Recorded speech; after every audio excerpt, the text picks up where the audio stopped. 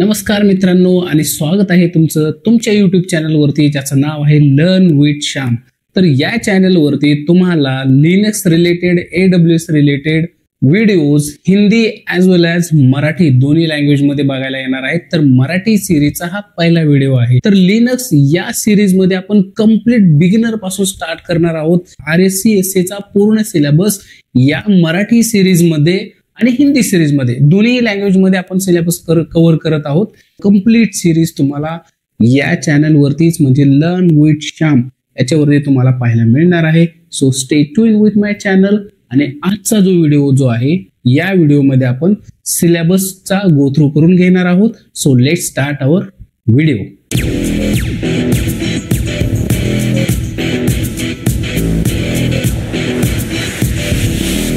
तर हा आपला सिलेबस आहे मित्रांनो। हा आहे आपला RSC म्हणजेच Red Hat certified system administrator.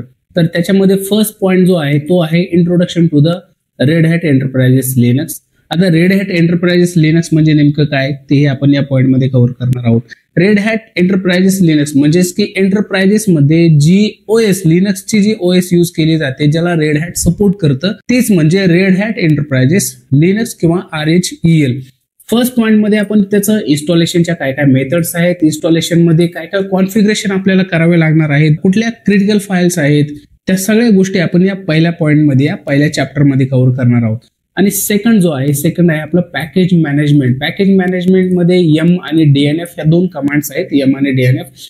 M actual मध्ये टूलच आहे जे की पॅकेज इन्स्टॉल करण्यासाठी त्याची सुद्धा एक रेपो असते। तर M आणि DNF ह्या दोन्ही कमांड्स आपण याच्यामध्ये पूर्णतः डीप डाईव्ह करणार आहोत। आणि नेक्स्ट जो पॉइंट जो आहे रेपो मॅनेजमेंट, जसं की आताच मी म्हणलं M आणि DNF हे दोन्ही टूल्स आहेत पॅकेज मॅनेज करण्यासाठी किंवा पॅकेज इन्स्टॉल करून घेण्यासाठी। त्यानंतर नेक्स्ट आहे सबस्क्रिप्शन मॅनेजर। आता एखाद्याकडे जर रेड हॅटचं सबस्क्रिप्शन जर असेल तर तुम्हाला रेग्युलर रेड हॅट कडून अपडेट्स येत राहतात, त्याचे मेल येत राहतात, ठीक आहे। तर आपण या ठिकाणी या कंप्लीट सिरीज मध्ये आपण CentOS यूज करणार आहोत। मी इनिशियली CentOS 6.5 पासून सुरुवात करणार आहे, त्याचं एकदा इन्स्टॉलेशन करून घेऊयात आणि CentOS 6.5 नंतर CentOS 7, 8 आणि 9 अशा पद्धतीने आपण कम्प्लिटली कव्हर करणार आहोत। मेजर डिफरन्सेस काय आहेत CentOS 6.5 आणि CentOS 7 मध्ये तेही आपण पाहणार आहोत। आता नेक्स्ट आहे युजर अँड ग्रुप मॅनेजमेंट। जसं की विंडोज ही एक सिंगल युजर ऑपरेटिंग सिस्टम आहे, पण लिनक्स ही एक मल्टी युजर ऑपरेटिंग सिस्टम आहे। आता सिंगल युजर म्हणजे नेमकं काय, मल्टी युजर म्हणजे नेमकं काय, तर ऍट ए टाइम एका मशीनवरती विंडोज मध्ये एक माणूस काम करू शकतो, तर लिनक्स मध्ये at A time multiple users log in करू शकतात आणि ते कामही करू शकतात। आता काम काय करू शकतात, एखादी फाईल ऍड करणं, एखादी फाईल डिलीट करणं किंवा एखाद्या फाईलचं शेड्यूलिंग करणं। फाईल म्हणजे नथिंग बट काय, एखादी स्क्रिप्ट असेल तर त्या स्क्रिप्टचं शेड्यूलिंग वगैरे करणं, ही सर्व कामं एकाच टायमिंगला बरेचशी युजर्स करू शकतात। That is means a multi user. तर नेक्स्ट पॉइंट आहे आपला SE लिनक्स म्हणजे की परमिशन्स, फाईल्सला काय काय परमिशन्स असतील, युजर्सला काय काय परमिशन्स असतील किंवा एखाद्या डिरेक्टरीला काय काय परमिशन्स असतील, त्या सर्व परमिशन्सचं SE लिनक्स मध्ये आपण एकदा गो थ्रू करून घेणार आहोत किंवा डीप डाईव्ह त्याच्यामध्ये करणार आहोत। आता ऑपरेटिंग सिस्टम आहे त्याला सिक्युअर असणं गरजेचं आहे, किंवा एखादा युजर जर असेल किंवा एखादी फाईल जर असेल, एखादी डिरेक्टरी जर असेल तर त्यालाही सिक्युअर करणं, ऑपरेटिंग सिस्टमला सिक्युअर करणं हे कोणाचं काम असेल तर ते आहे आपल्या सिक्युरिटीचा जो कन्सर्न जो किंवा सिक्युरिटी जी हँडल केली जाते OS ची ती आहे SE लिनक्सच्या थ्रू। तो आपण या पॉइंट मध्ये कव्हर करणार आहोत। मी एकदम ओव्हरव्ह्यू घेतोय, कुठल्या पॉइंट मध्ये काय काय आपल्याला शिकायचंय त्या गोष्टी मी या ठिकाणी तुम्हाला सांगत आहे। आता नेक्स्ट आहे आपलं managing storage and the file systems. तर या पॉइंट मध्ये जे स्टोरेज रिलेटेड ज्या सर्व्हिसेस जे असतील किंवा स्टोरेज जे आहे त्याचं मॅनेजमेंट कसं करायचं। आता आपण फेसबुक यूज करतो, इंस्टाग्राम यूज करतो, त्याच्यावरती आपण काय फोटोज अपलोड करतो, व्हिडिओज अपलोड करतो, तर फेसबुकलाही कुठं ना कुठं तरी बॅकएंड मध्ये स्टोरेज लागतच असेल। पण फेसबुक किंवा इंस्टाग्राम हे आपल्याला डेली एखादं वॉर्निंग किंवा एखादं नोटिफिकेशन सेंड करत नाहीत की तुम्ही काल या डिरेक्टरीवरती तुम्ही तुमचे फोटो अपलोड केले तर आमचं ते स्टोरेज भरले आणि उद्यापासून तुम्ही या डिरेक्टरीवरती तुमचे फोटो किंवा व्हिडिओज अपलोड करा. ते कधी आपल्याला असं पद्धतीचं नोटिफिकेशन सेंड करत नाहीत किंवा त्यांच्याकडून आपल्याला एखादा अशा पद्धतीचा मेलही येत नाही. मग ते स्टोरेज कशा पद्धतीने हँडल करत असतील, कारण मिलियन्स मध्ये त्यांचे युजर्स आहेत, ते डेली फाईल्स अपलोड करतात, व्हिडिओज अपलोड करतात, रील्स टाकतायत. तर ते बॅकएंड मध्ये स्टोरेज ज्या पद्धतीने हँडलिंग केलं जातं तर तेच या ठिकाणी आपल्याला शिकायचं आहे. तर त्याच्यामध्ये एफडिस्क नावाचं एक टूल आहे. एफडिस्क मध्ये आपण जे पुढे चालून आपल्याला ज्या डिरेक्टरीज किंवा जे पार्टिशन्स आपल्याला जे बनवायचे आहेत ते पार्टिशन्स आपण एफडिस्क नावाचं जे टूल आहे त्याचा यूज करून आपण बनवणार आहोत. त्यानंतर जे फाईल सिस्टम जे आहे, एखादी फाईल सिस्टम म्हणजे नेमकं काय, तर आपण आपल्या घरामध्ये सामान लावत असताना एका प्रोटोकॉलनुसार आपल्या पद्धतीनुसार ठेवत असतो. तर सेम त्याच पद्धतीनं फाईल्स ठेवण्याची एक पद्धत that is called as a file system. त्याच्यामध्ये EXT2 असेल, EXT3 असेल, EXT4 असेल आणि XFS जे आहे ते त्या पद्धतीचे फाईल सिस्टम्स आहेत. आता नेक्स्ट आहे LVM. हा पार्ट पूर्ण एकच आहे. हा जो आहे एफडिस्क हा कम्प्लीट एकाच या टूल्सचाच भाग आहे, एफडिस्कचाच. जोपर्यंत आपण त्याच्यामध्ये फाईल सिस्टम वगैरे करत नाही तोपर्यंत ही पूर्ण प्रोसेस आपल्याला कम्प्लीट झाली असं म्हणता येत नाही. आणि नेक्स्ट जे आहे ते लॉजिकल व्हॉल्यूम मॅनेजर. आता नवीन डिस्क तर आपल्याला लावता आली, पण समजा त्या डिस्क 500 GB ची जर डिस्क असेल, 500 TB ची डिस्क असेल, पण आजच्या डेटमध्ये मला त्यातलं फक्त 200 GB किंवा 200 TB एवढंच जर कामाचं जर असेल आणि नेक्स्ट मला जर त्याला लॉजिकली जर एक्सपांड करायचं असेल एखाद्या पोर्शनला, एखाद्या पार्टला किंवा एखाद्या फोल्डरला किंवा नवीन डिस्क लावली आणि तेच फोल्डर मला नेक्स्ट वरती जर अप्लाय करायचं असेल तर त्याचं कसं व्हॉल्यूम मॅनेजमेंट करायचं, लॉजिकल व्हॉल्यूम मॅनेजर ते कम्प्लीट आपण LVM मध्ये पाहणार आहोत. नेक्स्ट आहे systems and the permissions, managing the system and the permissions. आता सिस्टमच्या ज्या काही सर्व्हिसेस असतील, जसे एखादी HTTP सर्व्हिस आहे तर त्या सर्व्हिसला आपण कशा पद्धतीने मॅनेज करायचंय, त्याला स्टार्ट करणं, स्टॉप करणं किंवा त्याचे जे काही पोर्ट्स वगैरे जे आहेत त्या पोर्ट्स वरती काम करणं, ह्या सगळ्या गोष्टी आपण काय करणार आहोत, सिस्टम मॅनेजमेंट आणि त्याच्या ज्या परमिशन्स आहेत या पॉईंटमध्ये आपण पाहणार आहोत. आता UMask असेल, पासवर्ड रिसेट करणे असेल, UMask ही कॉन्सेप्ट इंटरव्ह्यूच्या दृष्टीनं विचारली जाते. UMask काय आहे नेमकं तेही विचारलं जातं आणि सुडो युजर जे आहेत, सुडो युजर जे आहेत तेही आपल्याला इंटरव्ह्यूच्या दृष्टीने विचारलं जातं. आणि त्यानंतर नेक्स्ट पॉईंट आहे आपला using tools and managing the files. आता टूल्स नेमके काय काय आहेत, या कमांड्स आहेत, फाइंड कमांड, लोकेट कमांड आणि ग्रेप कमांड.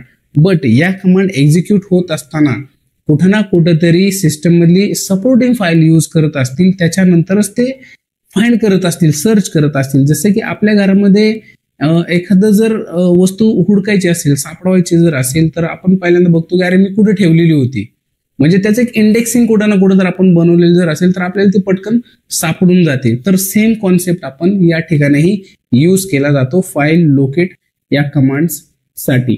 त्यानंतर आहे आर्काइविंग, जसं की gzip आहे, झिप करणं, एखाद्या फाईल कॉम्प्रेस करणं, परत नंतर कॉम्प्रेस झालेली अनकॉम्प्रेस करणं, या कमांड ही आपण या टॉपिक मध्ये कव्हर करणार आहोत. नेक्स्ट आहे आपला क्रॉन जॉब. क्रॉन जॉब म्हणजे एक ऑटोमेशन टूल असल्यासारखं. जसं की समजा मला एखादं मशीन किंवा एखादा सर्व्हर रात्रीच्या 2 वाजता किंवा 3 वाजता 4 वाजता जर रिबूट करायचं असेल किंवा त्या सर्व्हरमध्ये एखादी स्क्रिप्ट मी ठेवलेली असेल आणि तिला जर मला एक्झिक्यूट करायचं जर असेल पर्टिक्युलर एका टायपिंग वरती किंवा एखाद्या दिवसा, म्हणजे मंगळवारी एक्झिक्यूट करा किंवा बुधवारी एक्झिक्यूट करा किंवा आठवड्याला एक वेळेस एक्झिक्यूट कर किंवा आठवड्याच्या एंड डेला किंवा महिन्यातून एकदा, वर्षातून एकदा किंवा वर्षातून 2दा, अशा पद्धतीचा या टायमिंग वरती ती स्क्रिप्ट एक्झिक्यूट कर किंवा या टायमिंग वरती रिबूट व्हा किंवा या टायमिंग वरती बॅकअप जे असेल ती बॅकअप घ्या किंवा एखादी फाईल ती झिप करा.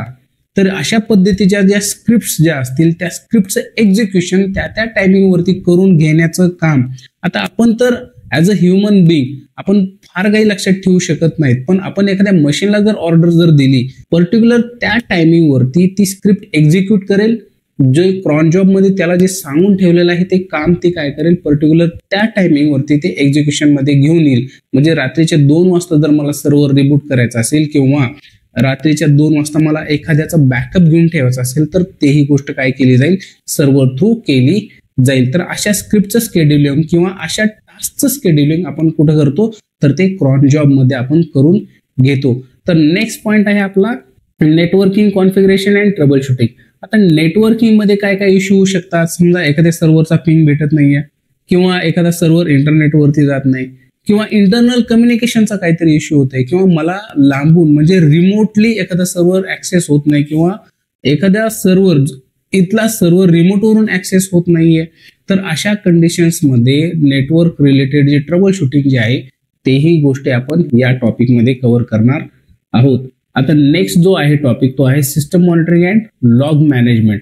आता सिस्टम मॉनिटरिंग म्हणजे नेमकं काय, आपल्या सर्व्हरमध्ये बऱ्याचशा गोष्टी ह्या रनिंग स्टेटसमध्ये असतात. बरीचशी कामं आपला सर्व्हर करत असतो. जसं जसं आपण पुढे पुढे जाऊ, जसं जसं ज्या ज्या पद्धतीने आपला सिलेबस पुढे जाईल त्या वेळेस आपल्याला पूर्णतः एक वेळेस लिनक्सच्या या पूर्ण गोष्टी स्टार्ट होतील, त्याच्यानंतर प्रत्येक गोष्ट लक्षात येईल. एवढं डीप डाईव्ह करूयात आपण या सिरीजमध्ये. तर लॉग मॅनेजमेंट असेल किंवा त्याचं मॉनिटरिंग असेल, सर्व्हरचं मॉनिटरिंग असेल, सर्व्हर मॉनिटरिंग मध्ये कुठली प्रोसेस जास्त सीपीयू ईट करते आहे, कुठली प्रोसेस जास्त रॅम युटिलायझेशन करते आहे, तर अशा पद्धतीचे जे मॉनिटरिंग जे आहे त्याच्या ज्या काही कमांड्स जे आहेत त्याच्यामध्ये येणारे वेगवेगळे जे फील्ड्स जे आहेत त्या व्हॅल्यूज नेमकं काय सांगतात, ह्या सर्व गोष्टी आपण या टॉपिकमध्ये कव्हर करणार आहोत. आता लॉग मॅनेजमेंट असेल किंवा बॅकअप असेल.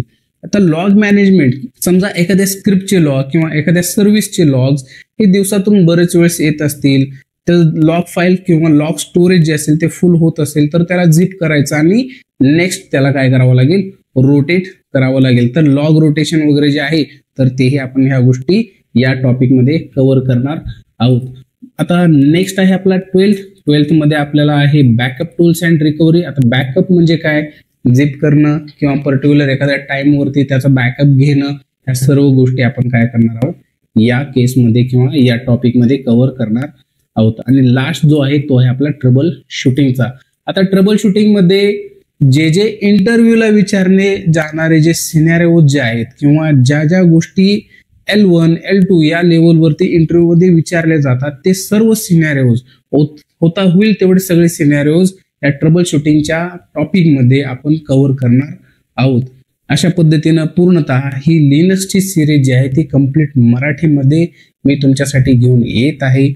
ज्यांना IT मध्ये यायचं आहे, जे जॉब सर्च करत आहेत, जे नॉन टेक्निकल फील्डमध्ये असतील किंवा ज्यांचं इंजिनिअरिंग झालेलं नाहीये पण steel they are looking for a job in the IT, तर अशा सर्वांसाठी ही सिरीज फार महत्वाची आहे. तर मित्रांनो, नेक्स्ट व्हिडिओ पासून आपण आपल्या ऍक्च्युअल सिलेबसला स्टार्ट करणार आहोत.